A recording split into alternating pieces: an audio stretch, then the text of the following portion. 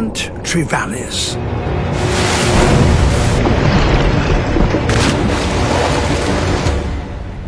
Usually, they are solitary hunters, but about 50 of them have come here from neighboring reefs, attracted by this abundance of potential prey.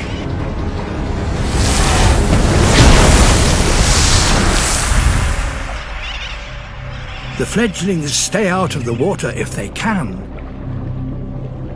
They even drink on the wing.